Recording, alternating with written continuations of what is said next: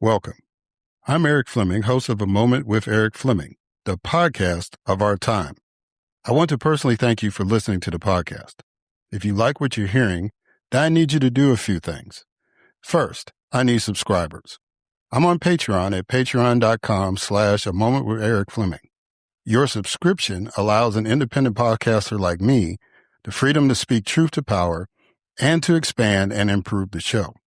Second, leave a 5-star review for the podcast on the streaming service you listen to it. That will help the podcast tremendously. Third, go to the website, momenterik.com.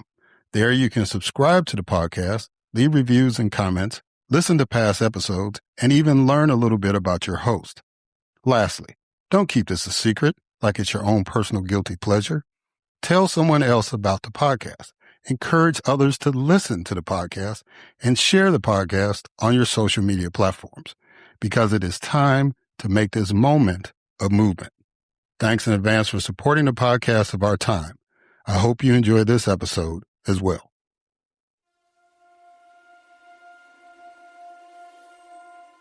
The following program is hosted by the NVG Podcast Network.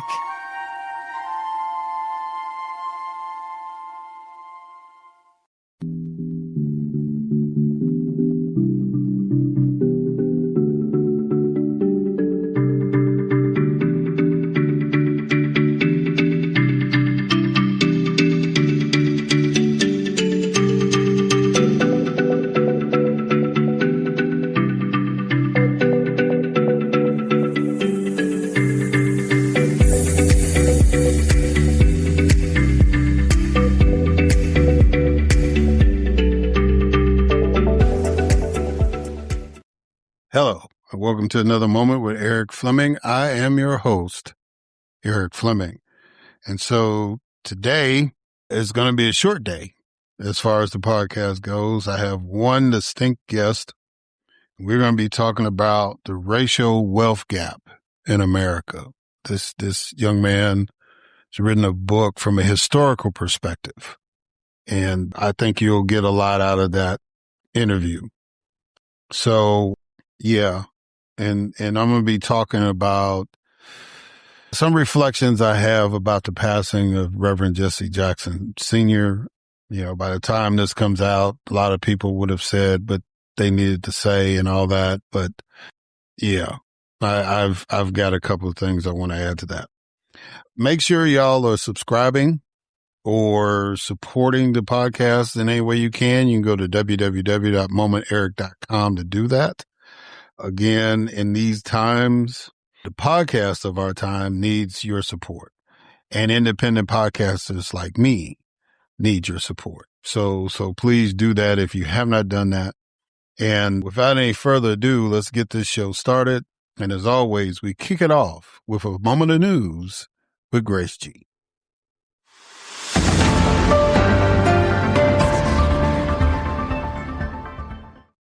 Thanks, Erik. Andrew Mountbatten Windsor, brother of England's King Charles, was arrested on suspicion of misconduct in public office following allegations that he shared confidential government documents with Jeffrey Epstein during his tenure as a trade envoy.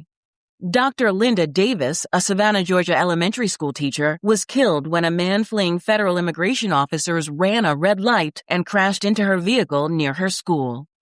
A federal judge ordered the National Park Service to reinstall a slavery exhibit at a Philadelphia historic site while the city's lawsuit against the Trump administration's removal of the display proceeds. A federal judge has issued a nationwide ruling striking down the administration's mandatory detention policy for migrants. Tricia McLaughlin is leaving her role as the lead DHS spokesperson amid criticism of the agency's communication strategy and shifting public opinion on the administration's immigration policies. A judge declared a mistrial for 5 Stanford University students after a jury deadlocked on felony charges stemming from a 2024 pro-Palestinian protest at the school president's office. A federal judge has ordered the Trump administration to facilitate the return of a Babson College student who was deported to Honduras. Approximately 100 U.S. military personnel have arrived in Nigeria to provide training and intelligence support to local forces as part of an expanded operation against Islamist insurgents. President Trump's proposed $400 million White House ballroom received approval from the U.S. Commission of Fine Arts. Federal lawmakers officially renamed the U.S. House Press Gallery in honor of the legendary abolitionist Frederick Douglass. And Jesse Jackson, the influential civil rights leader, two-time Democratic presidential candidate, and protege of Dr. Martin Luther King Jr., died at the age of 84. I am Grace G., and this has been A Moment of News.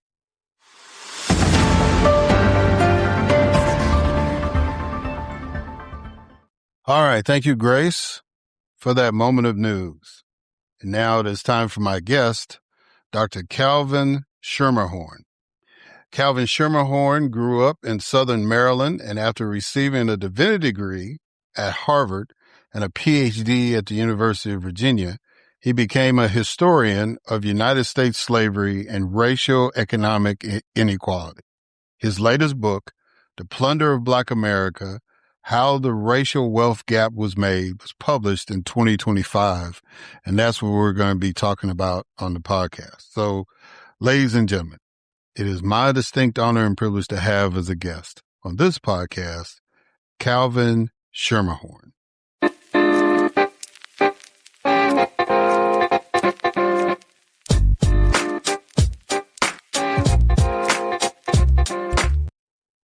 All right.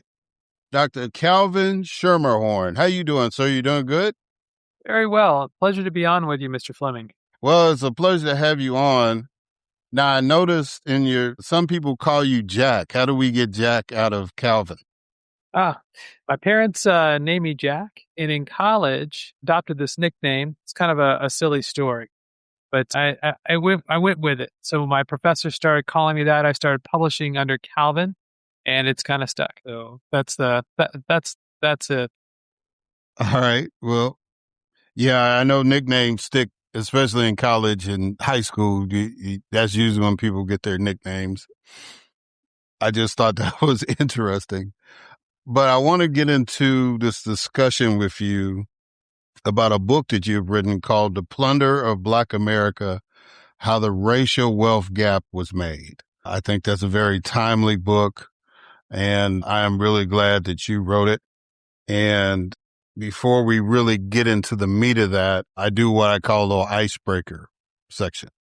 So the first icebreaker is a quote I want you to respond to. And this is from the Reverend Jesse Jackson.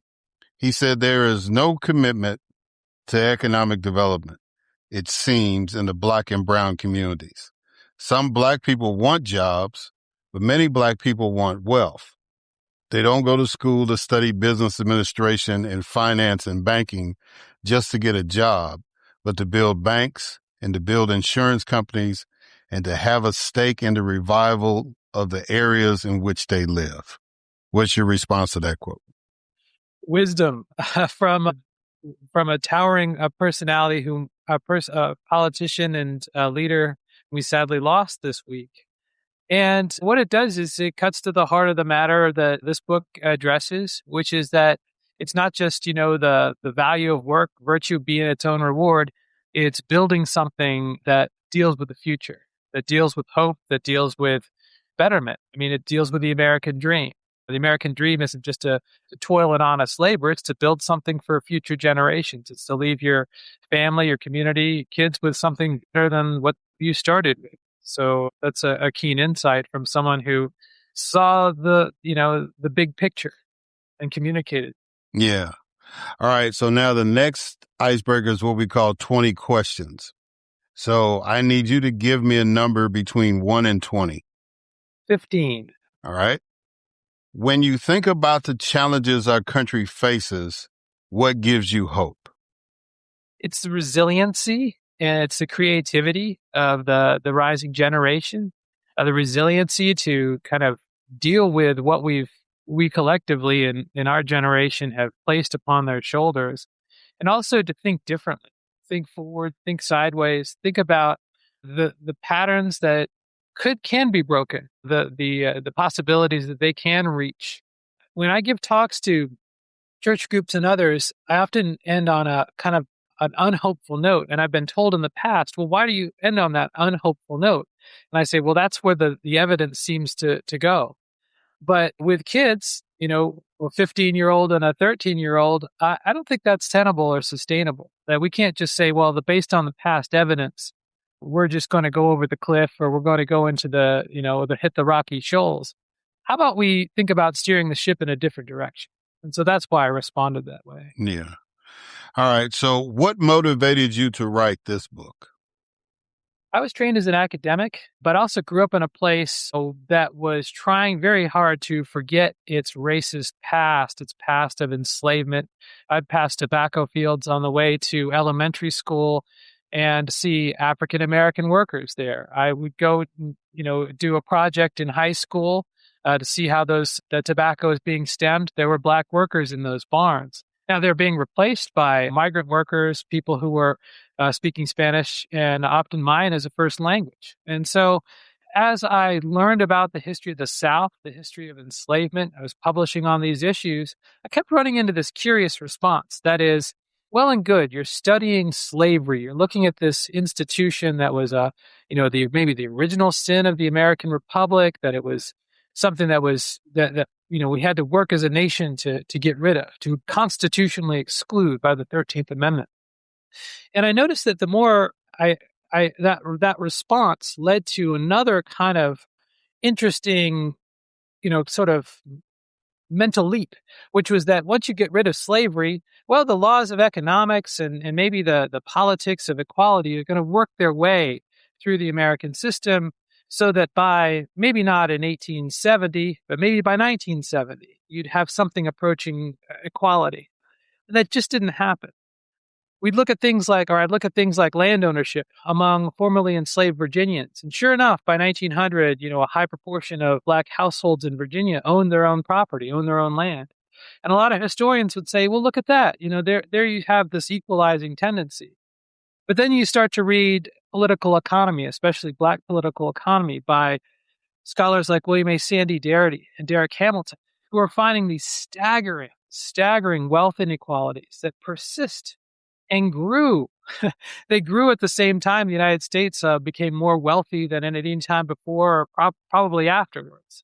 And so as I was putting these dots together, I'm thinking, what's the big story here? How is it that we can talk in one breath about equality, the end of enslavement, the rise of civil rights, a second American founding, to use the formulation of many historians, and then look around and see a staggering and persistent wealth inequality? How does that work together? And so the book attempts to go back over 400 years and look at the patterns that establish that and to try and understand this process historically. So part of what that involved is looking at individual households and generations so that we don't just isolate one variable. We can't just throw up a banner headline saying, well, if inequality needs to close, we need to address education. Or the wealth gap is all about home ownership. Or, well, we need to address inequities in credit reporting. Or we need to end job discrimination. Yes, it's all of these. But I wanted to work on a history that showed how all of these factors work together to be mutually reinforcing constraints on uplift over the generations, thinking about the quote from Jesse Jackson. Yeah. So like you said, you divided the book into stories about African-American individuals and families and how their experiences explain the racial wealth gap. So let's start with one of George Washington's slaves, Morris, and how the theft of his income contributed to the structural feature of the colonial economy. Sure. So let's start with Morris. I couldn't find his last name. This is someone whom George Washington enslaved for decades. He called one of his farms on the Mount Vernon plantation complex Morris's. Never recorded his last name. So to go back into Morris's life, he was born in the Tidewater of Virginia, I think around 1729. He grew up the property of John Custis IV. Who did that? How did that make him George Washington's bondsman? Well, Custis's son, Daniel Park Custis, married a young Martha Dandridge. Martha Dandridge was a teenager at the time. They had 4 children. Daniel Park Custis died in his 40s. Martha remarried George Washington. Martha was the wealthiest widow in Virginia at the time, and Morris was enslaved to her estate. So that is to her and her surviving children. So Morris grew up in the Tidewater of Virginia, and I think if he was free, he would have raced ahead of his contemporaries. By all accounts, he was smart, ingenious, clever. He had leadership capacity, and he knew his craft very well. And so he was an expert carpenter at a time when there was quite a skills premium. If you were a free white carpenter, you could live what we'd call a comfortable middle class existence. He'd probably own his own farm, own his own shop, he'd provide for his children.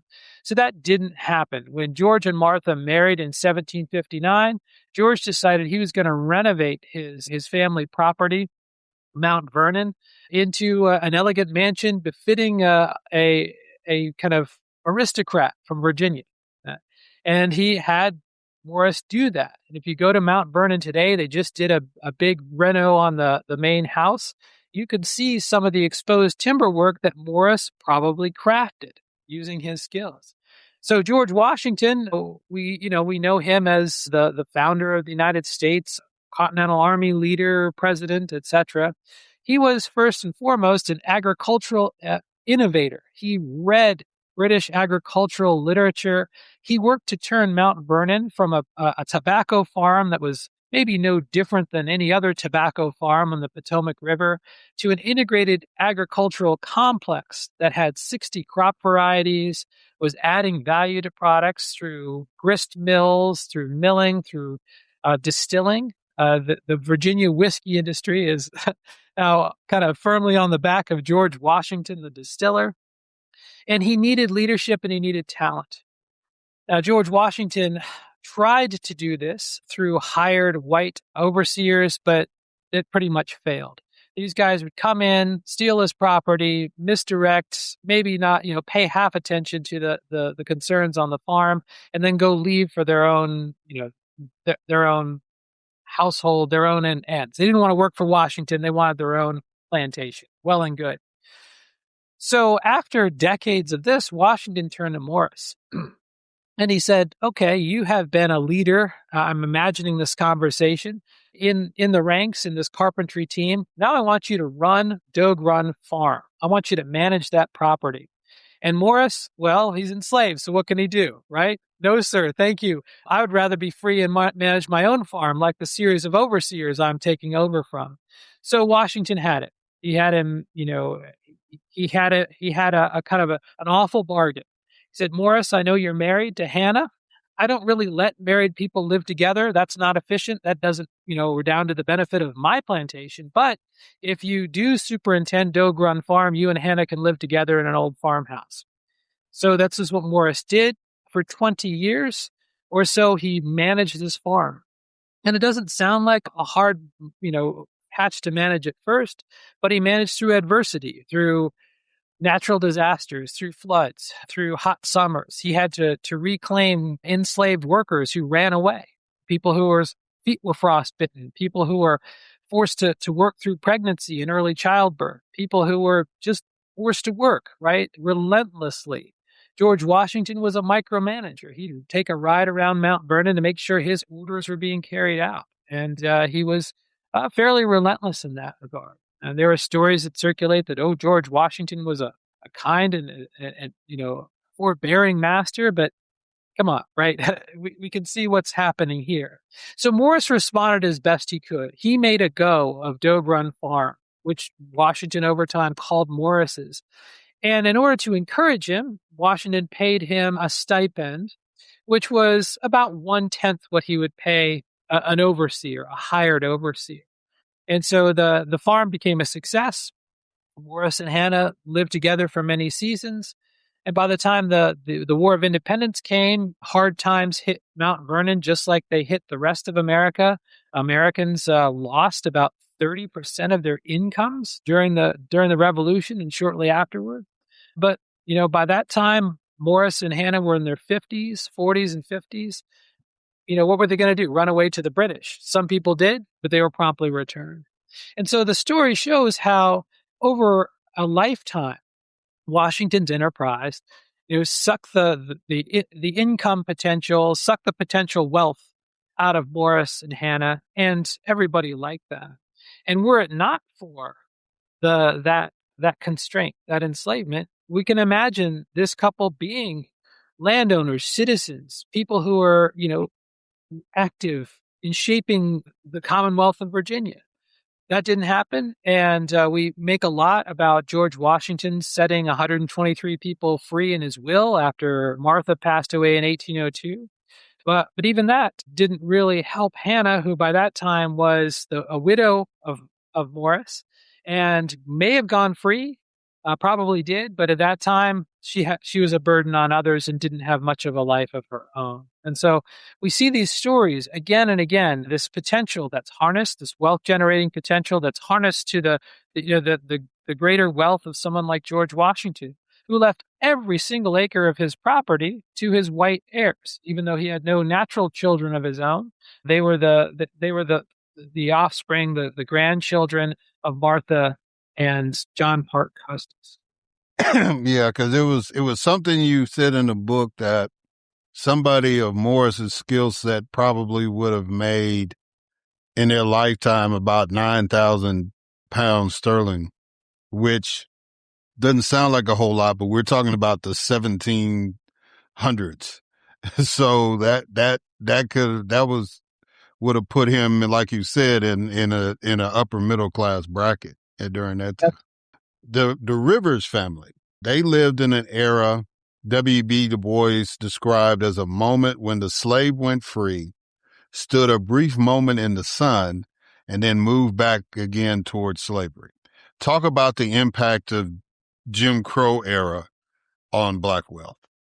Yes, this was in many ways one of the most heartbreaking chapters because it shows the possibilities for freedom after emancipation during Reconstruction. And it shows how very quietly the forces of plunder gathered. And so this is the Rivers family of South Carolina. They were, if you want to say, let's put them on an ethnographic map, they may not have called themselves Gullah people, but they were Gullah. So they were descended from West African forced migrants, enslaved people brought over in the 18th century to work South Carolina rice plantations. And there are Rivers families in Beaufort County, South Carolina. This is the branch of the Rivers family in Berkeley County, South Carolina, just north of Charleston. So they were enslaved, freed, by the 13th Amendment. And here's the critical thing. By 1868, South Carolina, which had a Black majority, was one of the most progressive states in the country. South Carolina instituted public education that, yes, was segregated, but by the early 1870s, they were spending almost equal dollars per student to go to school. So Hector Rivers went to school. He learned how to read and write. He began to distinguish himself from other farmers, and that he was successful. He generated a surplus. South Carolina had what they called a land commission, which divided up old plantations and sold it off in family-sized parcels and gave them mortgage credit. The Freedmen's Bank, the Freedmen Savings and Trust Company, was a savings bank. It didn't issue mortgages. Most banks at the time did not issue mortgages. In fact, in the national banking era, to be a little bit wonky, national banks did not give retail loans. If you wanted free land, if you wanted reduced price land, you had to go, get up in some of that homesteading land. But that required you to move out of state. So on the south, in the Sea Islands of South Carolina, the Rivers family managed to get a little over 100 acres of property in a place where there's lots of mosquitoes, there's lots of alligators and pests, but they're able to make a living as a small farming family. So what happens in the 1880s, right after South Carolina is so-called redeemed by white conservatives, they start passing laws. The laws seem to be colorblind at first, but they pass something called an 8 ballot box measure. That means that for each of the 8 offices that you went to the polls to elect, you had to put the right ballot in the right box, and to do that, you needed to read. So that was no problem for Hector Rivers. He could do that, but his children may not have been able to do that. So there was this issue with literacy. South Carolina said, well, that doesn't disenfranchise Black people enough. Let's pass a measure redistricting South Carolina to group Black voters, like those in Berkeley County, which was about 80% African American, in their own gerrymandered district, so that's going to dilute the Black vote and swing the legislature back to a white minority rule, which they did successfully also in the 1880s. So step by step, they're reversing the advancements of Reconstruction. And by 1895, South Carolina decides we just need a new constitution because it's tiresome passing all these ad hoc rules to disenfranchise and demote Black people. Let's just pass a constitution that does it all in one fell swoop. And this is exactly what happened. So by 1900, by 1908, a very small proportion of African Americans in South Carolina are voting. And this comes with another problem, which is how do you maintain hold on your property? You and I know that if we don't pay our property taxes, if we don't do what we need to do to maintain our property holdings, the state will come and take it, whether it's an auto, whether it's real property, what have you. So Gullah people, they could say, well, okay, we're losing the courts, we're losing the votes, we're not losing our family. And so the Rivers family held on to a place they were now calling Pinefield through parceling it down in family allotments. Okay, so this son, this daughter, this couple gets this part of the family property, and this son, this daughter, this couple gets another part of the family property. Another thing's happening at the same time, which is that truck farming or commercial farming is coming in and changing the agriculture in coastal South Carolina. So instead of growing, wheat and corn, or you're growing some amount of rice or cotton, now the big market is for veggies, which you could put on a train, send up to New York City. It's going to be a lot more profitable, except big farming companies are coming in, buying up the land, evicting the migrant workers, etc. So if we go down to the 1970s and 80s, now we have third, fourth, fifth generation descendants of Hector Rivers occupying this land. They've shifted away from farming. They're taking the ferry to Charleston to work in the Navy Yard, to work in a fertilizer factory, to do something other than farming. So what happens by the 1990s is Charleston's growing. Suddenly, Pinefield looks like it's going to make a good suburban development. And white real estate developers get interested in what is now called heirs property. So heirs property is this common phenomenon that happens in different places in the South under different frameworks of law, but that designates family property that's been passed down without clear title.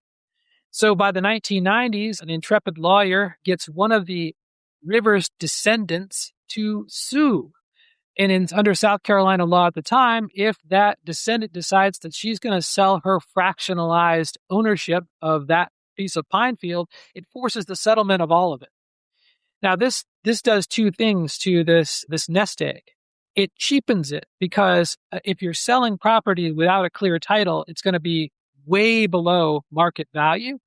And the other part, which scholars have picked up on, property in Black hands is lower valued, even though next week it may be in white hands, it's going to be higher value, right? So this happened to the Rivers family, so that by the year 2000, the Rivers descendants had lost their family legacy. They'd lost Pinefield to developers.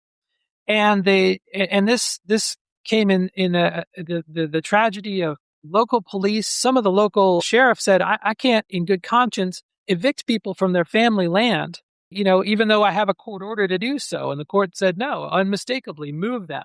So they moved people, they moved children, they moved widows, they moved people, they moved trailers. mobile homes off this land, off this pine field site.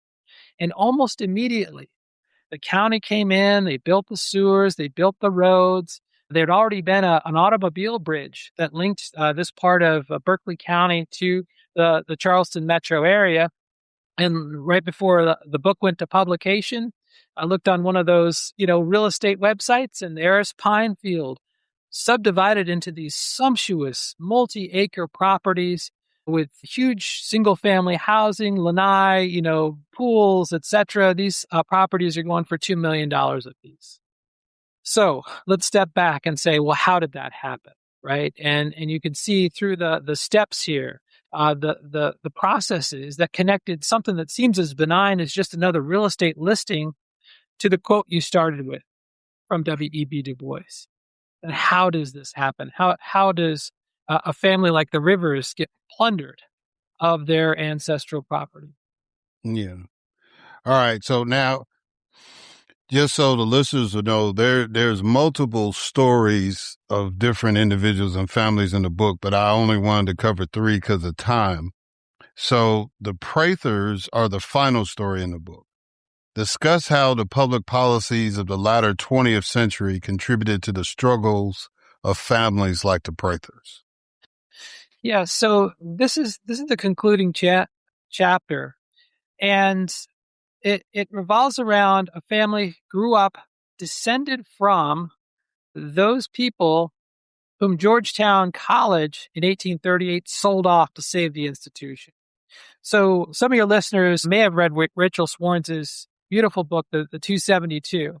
So in 1838, Georgetown College was hitting hard times, and they decided to sell off some of the college's assets. Those were human assets. Those were African Americans living in Prince George's, in Maryland, in St. Mary's County, Maryland. They sold 138 individuals to Louisiana sugar planters. And that's how Rochelle Sanders Prater's ancestors ended up in Iberville Parish, Louisiana. So after enslavement, emancipation, they picked up, right? It's this kind of the same story as the Rivers family, right? You start with zero wealth. You get no back wages from slavery. You get no recompense for having missed out on generations of education and exploitation. But this family works their way up. So this is Louisiana, Baton Rouge area. It's the Louisiana Sugar Bowl, and they go from being sugar workers to timber workers. This comes with its own dangers and hazards. Rochelle's uncle died in a logging accident. Relative died in a logging accident. I think it actually was her grandfather. So they're growing up. It's kind of scraping by.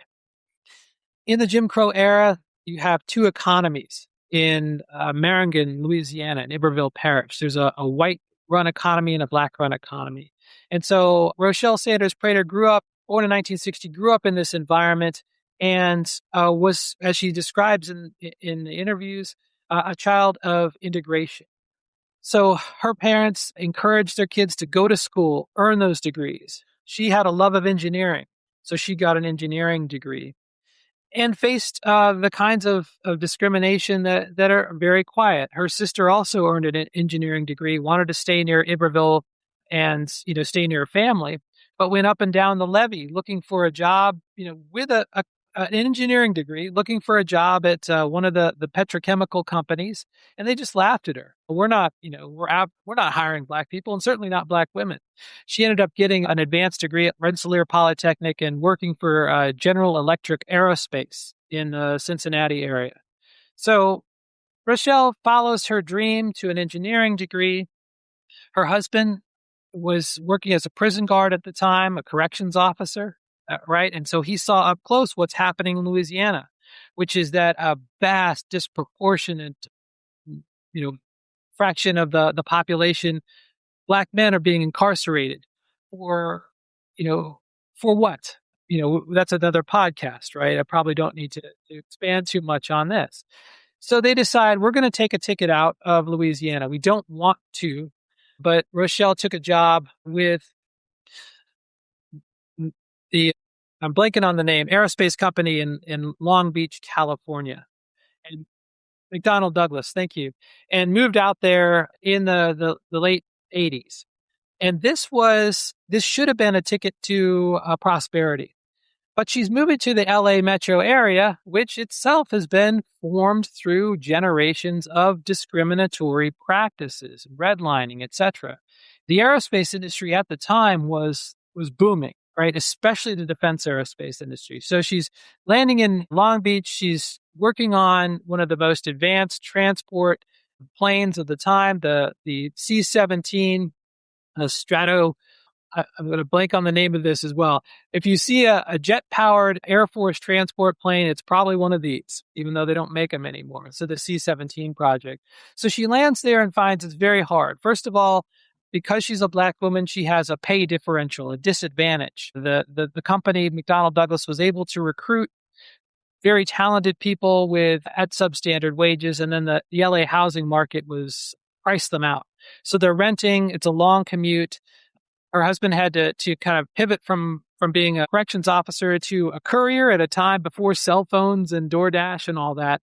So they're doing okay, but she faces persistent discrimination at this aerospace company. She shifts to another aerospace company, and she's working on the B-2 stealth bomber up in the in one of these high security production facilities north of Los Angeles. So one day gets in an automobile accident, 1990, suffers a head injury, and her career essentially ends. And this is where the policy story catches up with the success story of someone who made it, into aerospace with an engineering degree, is working on some of the most advanced aircraft of our era. And because Social Security was not set up to serve African Americans, she has no way of getting an on-ramp back into her career. She eventually gets Social Security disability, but not for the accident itself, but for the depression, the kind of the consequences of that. So her family is not able to go back into this industry. She's forced to move to near where her sister is in Cincinnati and build her life back up again. So it's a story of adversity and disability. And in a larger frame, it's a story of second chances that Black Americans don't get and don't get by design. In the Reagan era, there was all kinds of moves to dismantle any kind of federal safety net, to get rid of civil rights regulations, get rid of civil rights laws. I mentioned in the book, and this is before the last year, John Roberts, now Chief Justice of the U.S. Supreme Court, got his start in the Reagan White House trying to work against civil rights regulations and civil rights legislation. And you can see how extremely successful the U.S. Supreme Court has been in the last 15 or so years in rolling back the civil rights revolution, gutting the Civil Rights Acts, gutting the Voting Rights Act of 1965 in particular, and at every turn, trying to turn the clock back. But the story of the Prater family doesn't end there. They pick themselves back up. They fight the good fight for equality. But it's the story of how structures that are meant to support and help American families thrive work in reverse. In many cases, when African American families are making those claims. So, I don't want to tell too much of Rochelle Sanders Prater's story because she is one of the executive directors of the Georgetown 272 project, very active in making that history well known. But here's the point of the story is to show what is the trajectory there. We like to think of ourselves or like to think of America as a place of, if you bootstrap your way up, there's no upward limitations. But hidden in the weeds of that are a series of interlocking disadvantages. And those that we face today include things as benign or seemingly neutral as a credit score. Why is it that in 1989, the Fair Isaac Company or FICO decided to make credit scores in such a way that most of our credit scores determined not by what we've done, but by what our parents were able to do, our grandparents, the economic circumstances we're born into. So when you think about these things, or think about the hidden tax on, let's say, African American home ownership, vehicle ownership, education, then we can start to understand why these gaps are so persistent over so much time. And if I'm talking too much, let me know. But I just wanted to add one point that as the book reached its conclusion, it relied on the Federal Reserve's survey of consumer finance. Once every 3 years, the Fed does a survey. And one of the outcomes of that is to look at racial wealth and income gaps. And one of the things that should be something to be part of a public policy discussion is that in 2022, when the Fed did the last survey or published the last survey, they did one in 2025, should be out later this year. They found that Black households had about 16 cents on the dollar compared to white households. And that is, I think, a staggering measure of inequality and one that should be at the forefront of our public policy discussion. Yeah. So that leads to my last question is really going to be two questions in one. There is a book called 15 Cents on the Dollar. And according to that book, if the black-white wealth ratio increases at the pace it did from 2019 to 2022, it would reach 1-to-1 ratio in 91 years. So that'll be 2113. Based on your historical examination, is there any way that the gap can be closed sooner? And can reparations help reduce that racial wealth gap? Yes and yes. And so 15 Cents on a Dollar is a brilliant book, and it does the hard work of looking at grassroots efforts in Atlanta, in and around Atlanta, to try and address the mechanisms that perpetuate and extend wealth inequality. So I would encourage everyone to read the story 15 Cents. But yes, yes and yes. So we can, as a nation, do this. We have done it. What hidden in the details, which 15 Cents on the Dollar mentions and the Plunder of Black America mentions, is that in large part, this racial wealth gap today is a creation of public policy. So if we go back to the dawn of the mortgage lending industry in the early 20th century and the discriminatory framework in which that took place, if we look at the Servicemen's Readjustment Act of 1944, the GI Bill, and how that distributed benefits differently to Black and white veterans, we can see the origins of much of that wealth gap today. And so the question that the Plunder of Black America poses is, if the damage is financial, shouldn't the remedy be financial as well? And I think the answer is yes. And so what we should do is to take an account of that. California did this a few years ago, studied the racial wealth and income gaps in California and proposed solutions. I doubt the politicians are going to act on those proposals. But one of the things that the California study found was that when they went and quantified it, they found that the typical Californian had lost about $160,000 in property value based on discriminatory practices in California, a state that did not allow slavery under its 1850 Constitution. So yes, I think we can take those numbers and form an action plan. Let's start to do the accounting. Let's look at those receipts. Let's see what we can do to close that gap. And if scholars like Sandy Darity have proposed cash payments, this would do a very immediate. That was very immediately accomplished closing some of those gaps. But in this book, what about if we go back to South Carolina and say, well, for a long, long time, South Carolina very deliberately discriminated against Black students. They spent 3 times as much on each white student as each Black student. And for the Rivers family, by the second generation of freedom, they didn't even have high schools available in Berkeley County for Black students, in most places in Berkeley County, unless you can somehow get to Charleston. So why don't we set up scholarship funds? Why don't we set up scholarship funds to places like the University of South Carolina? Or in Arizona, there was discrimination against African-American students until the 1950s, and then quiet discrimination. Let's look at those specific financial harms and then remedy those harms. So when we think about the Servicemen's Readjustment Act or the GI Bill, this didn't have any racist language in the actual bill. But what it did was to allow local agents to steer Black or white vets to different opportunities. So let's say you are, you're in Pennsylvania, you're a white vet coming home from World War II, you're meeting with your VA person, and I don't know if it's called the VA at the time. It's now the Veterans Administration. That VA agent says, "Hey, you look like a profile of someone who should go to Penn and earn an engineering degree." Okay, yeah, federal government will help you out with that. Black vet comes in, same office, same officer. You look like you'd be a great candidate for a veterans masonry school. Okay, off you go to the vets masonry school. The family that has the engineering degree and the family that has a mason's degree, first of all, both get federal benefits. All right, so that's objectively better than not having those benefits, but you can fill in the gaps as to what the trajectory of that is.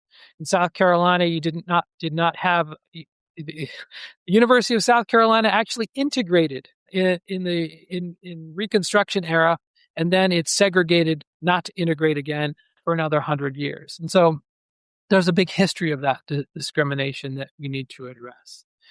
So it takes a lot of political will, but I think at first it takes a recognition that these what the book calls structural obstacles are not simply ephemeral, right? They're not. They're something we need to reckon with, and we need to reckon with them by understanding how they're made and how we can start to remove them. Because in the story of the 20th century, the story of the first part of the 20th century, the first 3/4 of it is creating wealth for white families and largely excluding Black families from. Yeah. All right. So if people want to get this book, again, it's called The Plunder of Black America, How the Racial Wealth Gap Was Made. Where can they get it? And how can they get in touch with you? So I work at Arizona State University. So if you just Google Schermerhorn, Schermerhorn, ASU, my profile will pop up. They can buy this book Barnes and Noble. They might have to order it. The Barnes and Noble in Springfield, Virginia has copies, I think, at last look, but the ones near me don't. So you can get it or get a used copy or through your local bookstore. Okay. Well, Calvin Schermerhorn, I really appreciate you writing this book. I would make the argument that if I was an attorney, I would use that as evidence to file lawsuits against because you outlined certain companies and how they benefited from racism and slavery and all that. And, but I think it's a good read for people to understand, because a lot of people make the arguments, well, I don't understand about reparations and why I got to pay, or, we weren't involved with slavery and all that. But, the Plunder of Black America makes the case as to how we got to this point, and hopefully learning from that will lead to some resolution. So I thank you for doing that. And I thank you for coming on the podcast. Well, thank you, Mr. Fleming. It's been a pleasure speaking with you. All right, guys, and we're going to catch y'all on the other side.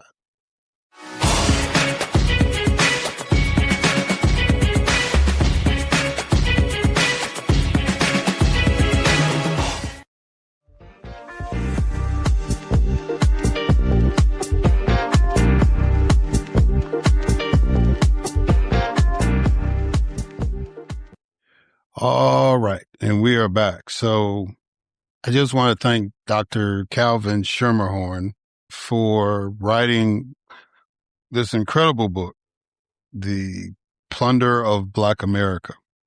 And like I told him in the interview, this book makes the case. We also mentioned another book, 15 Cents on the Dollar, that Louise Story and Ebony Reed put together.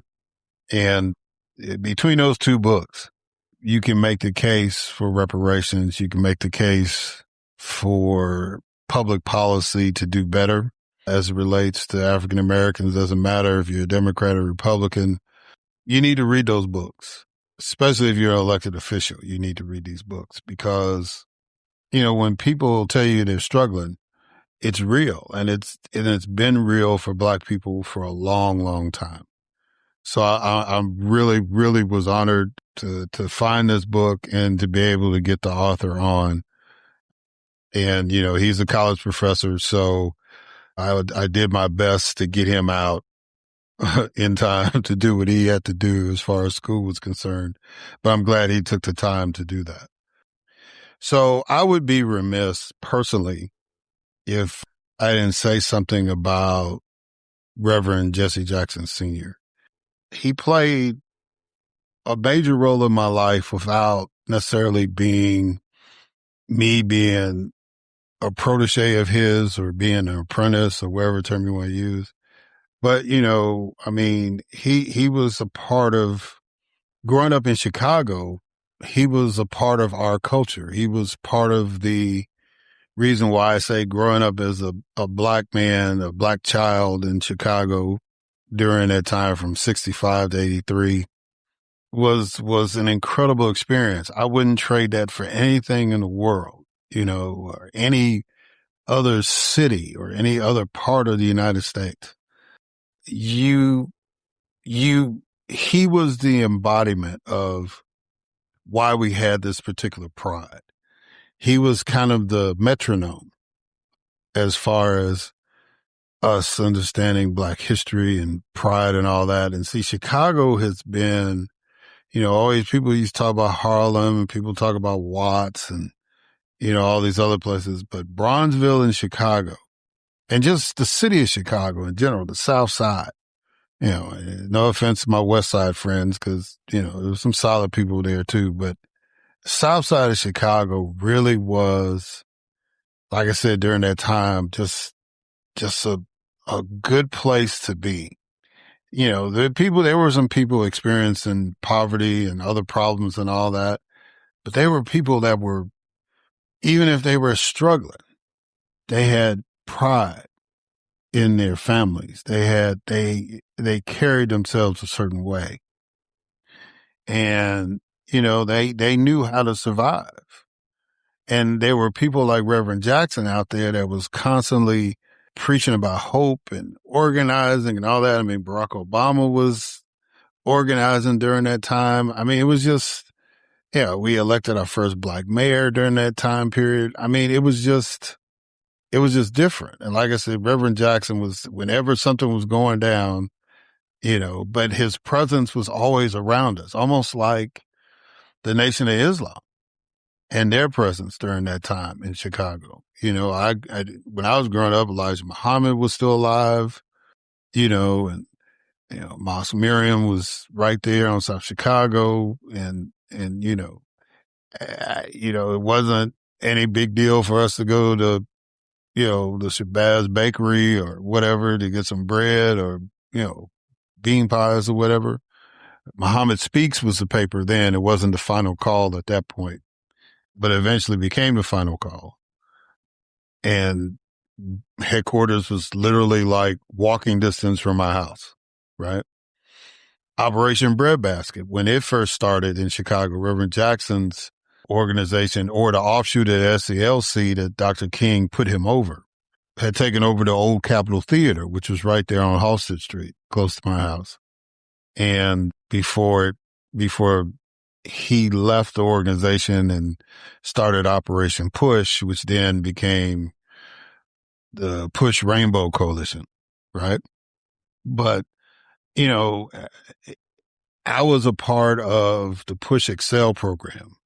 So that was a group of young leaders that were chosen.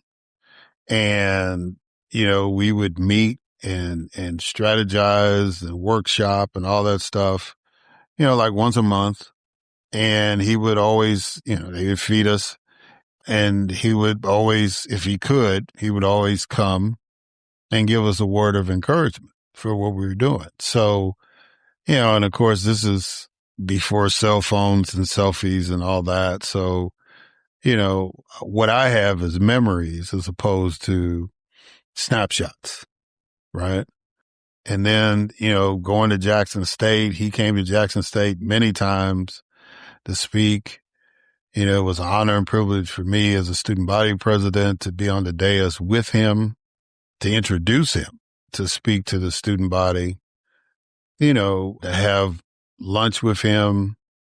and, just interact with him. And then, of course, being an elected official, whenever he came to Mississippi, we, members of the Black Caucus, we interacted with him. And I remember one time we went to Atlanta. We came to Atlanta to march for an extension of the Voting Rights Act. And he was kind of the lead on that. But, my memory of that was sitting in the old press box of the Morris Brown football stadium. And it was him and myself and Representative Jim Evans and Reverend James Orange and Reverend Joseph Lowry and Dr. Andrew Young. And I was just in awe, just listening to them tell stories, about different events that happened, those kind of things. And so, I know people, there's always negative stuff that's out there, and people said that certain folks didn't get along. But, those guys had an incredible bond that is so unique because all of those guys came up around Dr. King directly or indirectly. And, just to see those original founders of the SCLC just gathered in that moment, right? Those were just the kind of things. And then, over time and over years, and there's one incredibly funny story, when he was running for president in 88, and I was working for a congressional candidate at the time, and he had made it to the runoff, and his opponent had done a commercial where they took a soundbite from Reverend Jackson and made it seem like Reverend Jackson was endorsing him. And so one of the guys who was supporting my candidate said, well, look, we need to get Reverend Jackson to come on and, and fix that. So here we are. I'm in this guy's office. It's like easily like one or two in the morning, and we're trying to reach Reverend Jackson, and we get him. And he was clearly hoarse from speaking and all that. Like I said, they had just won the Michigan caucus. And, when we told him what was going on, he was like, oh no, Doc, we can't have that. And, and he said, what can we do? And all this stuff. And so like literally like the next day, we went to a recording studio and he called in and basically did a spot over the telephone to put a disclaimer on, let people know that he wasn't endorsing our opponent, right? But that's how engaged he was. But those are my personal stories and recollections. But the beauty of Reverend Jackson was the fact that as I was talking to relatives and friends and looking at different people that I follow or follow me on social media and stuff, it was just like, the younger folks that were able to get the selfies with him, right? And, my cousin, he went to college with Jesse Jr., so he had met Reverend Jackson that way. And, talking about college roommate, and he was talking about, how his dad, gave Reverend Jackson the frat shake, because he was a proud Omega man. And, just the memory of that. And then the first time he came to Jackson State, we had a march, and my roommate got to meet him, and, was telling me, yeah, you met my dad, and da-da-da. He was like, yeah, okay. Yeah, old frat brother of mine. Okay. He was trying to recruit my roommate into the frat at that point. But it's just those stories and those pictures. And it's always, just the joy that people had being in his presence. I'm old enough to remember the Sesame Street episode he was on. I remember him doing the green eggs and ham on Saturday Night Live and all that stuff. And, the ultimate testimony for Reverend Jackson was the fact that he was serious about the business, right? I even had to cover him as a reporter, right? When he came down to speak as a stockholder of MCI WorldCom when Bernie Ebbers was running it. And, was trying to get more minority participation in the company and trying to encourage Black people at that time to buy stocks because his whole contribution to the movement not was just the political gains that he made because of what he did running for President of the United States created the mechanism where Hillary Clinton or Barack Obama or Kamala Harris could win the nomination because the primaries used to be winner take all. And because of Reverend Jackson and his campaign, they changed it to proportions.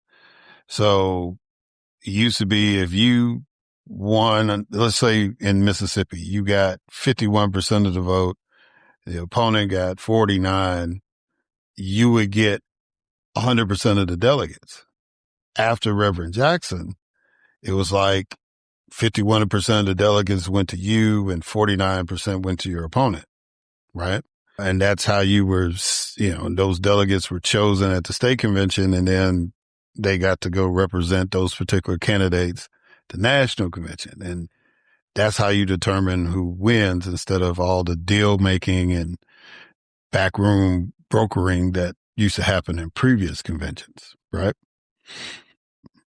So he was, but getting back to my point about the joy and stuff, he just everywhere he went, especially in the Black community, every time he spoke and all that, people were glad to see him.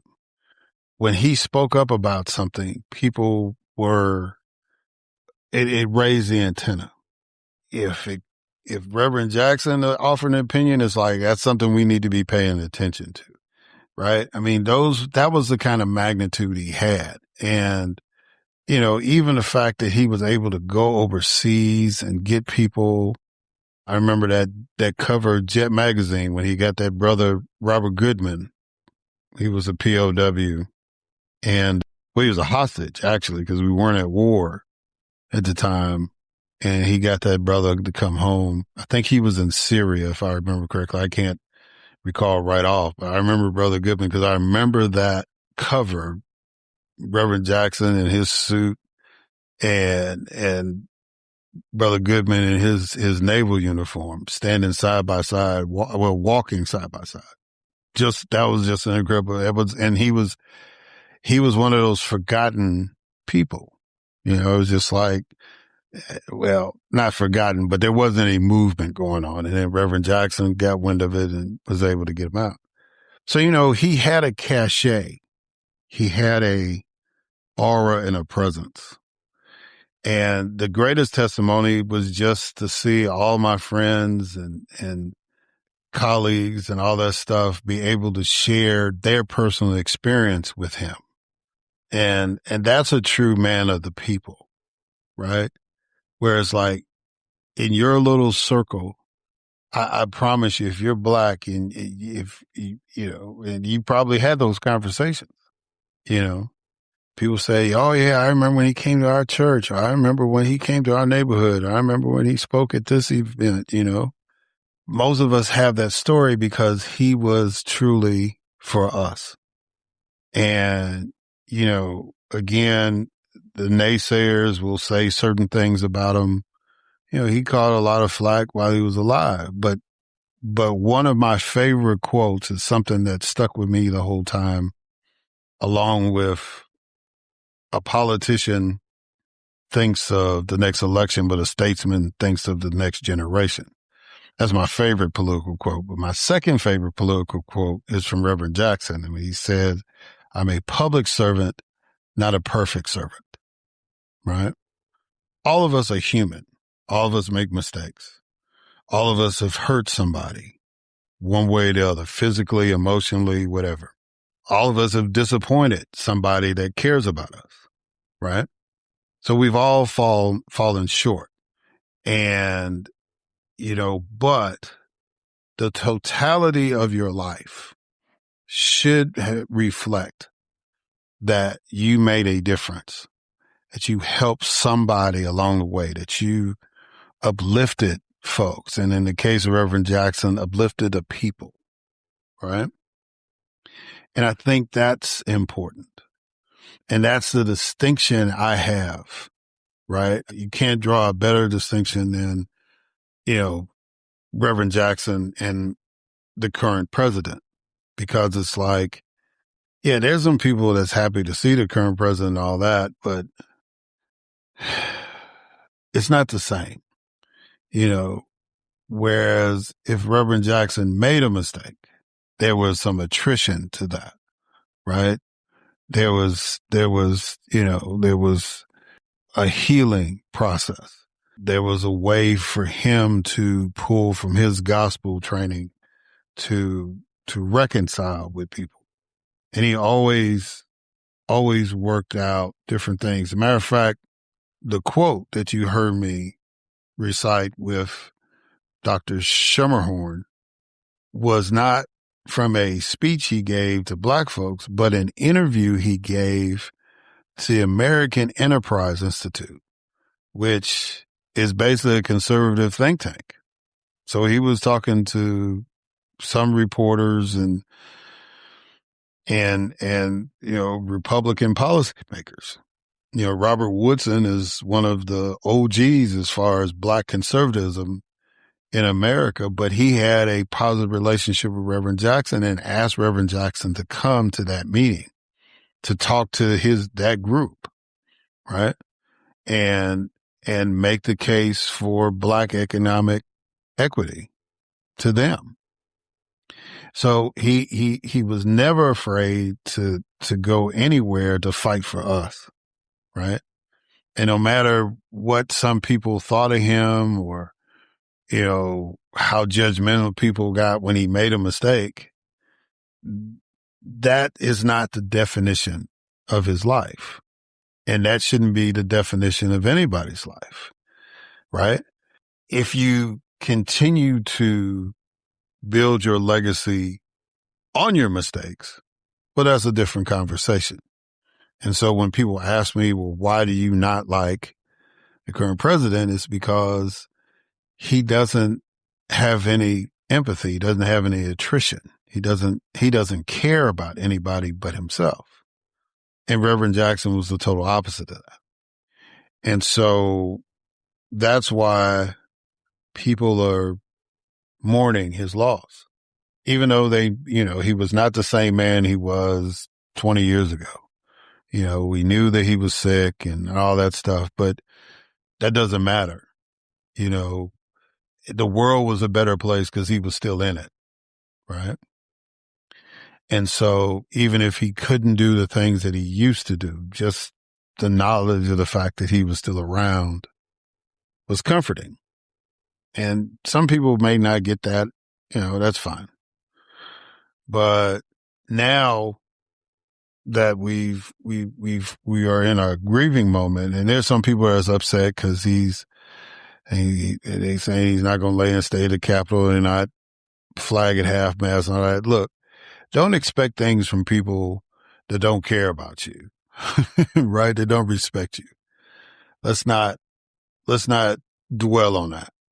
What we need to dwell on is what he strove for, what Reverend Jackson was all about, which was building us up, not just as full citizens as far as being able to vote and public accommodations and all those things, but as far as building our wealth. And I just thought that the timing of Dr. Schermerhorn coming on while we're in this mourning period was so apropos, because this is what Reverend Jackson fought for. He wanted us, and it was Dr. King's vision, and he asked Reverend Jackson to lead that part of the vision, to build our economic base.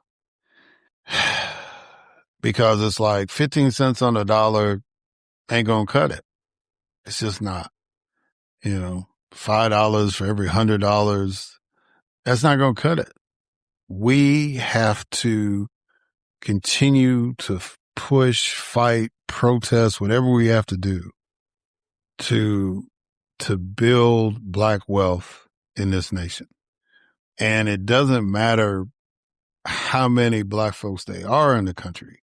What matters is the dollars. And we have it, in a sense. We have incredible spending power, but we don't have accumulated wealth.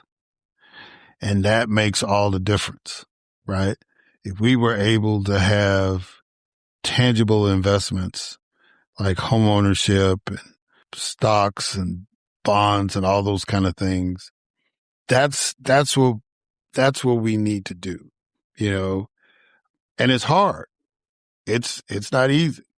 I'm a living witness to that. I have, tried to have investments and all those kind of things just to try to set it up for my child and all that property, all that kind of stuff. But being Black in America is tough. And if, any hardship, I think it was either in Dr. Schermerhorn's book or somewhere I was reading where it's like a Black family is one sneeze away from being bankrupt, right? The one lady that he talked about we were talking about, this Miss Prather, Rachel Prather, she, like I said, she was an engineer. She had a car accident and it changed her whole life. It just, the income, the steady job that she had and all that was gone just because of a car wreck. Her economic future was in peril because of a car accident, right? That's a tenuous situation. And it's not just Black people in America that's suffering, but that's who I'm focusing on now. So, Reverend Jackson, that's what he was pushing for. And we're seeing a lot of people who, again, were not direct protégés of him or contemporaries, but they're doing the work. And so we need to support those people that are carrying that vision on and really figure out a way to make that a reality for us, And I'm not saying it's going to be easy, but if we really want to honor Reverend Jackson, then all of us need to work toward that goal, right?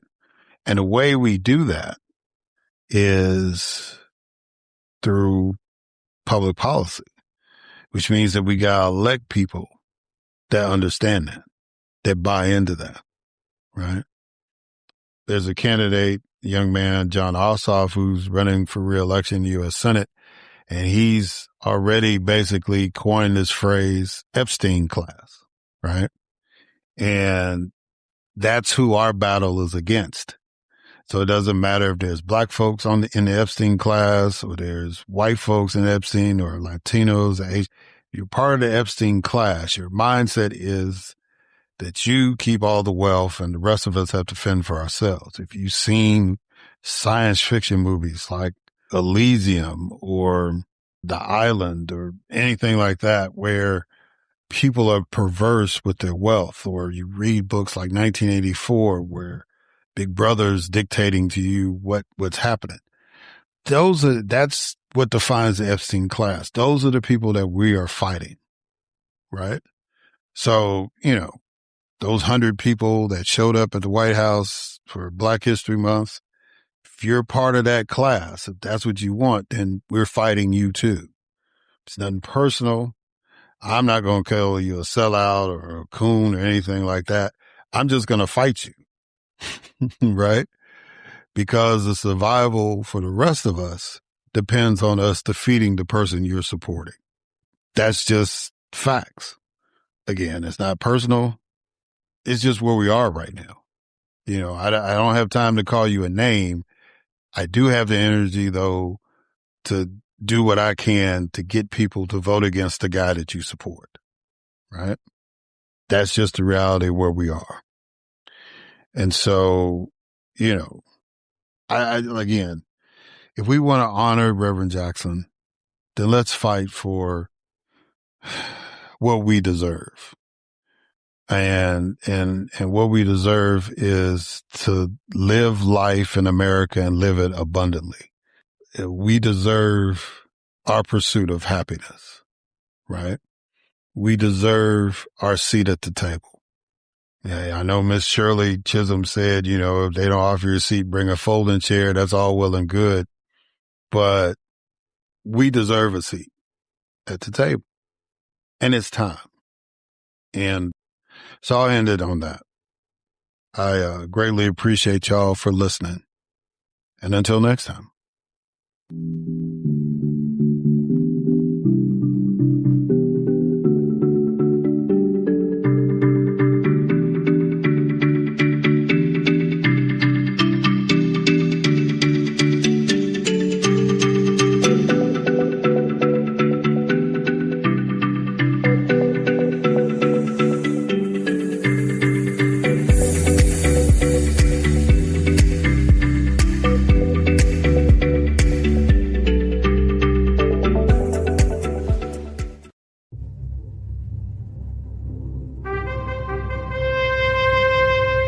NBG Podcast Network.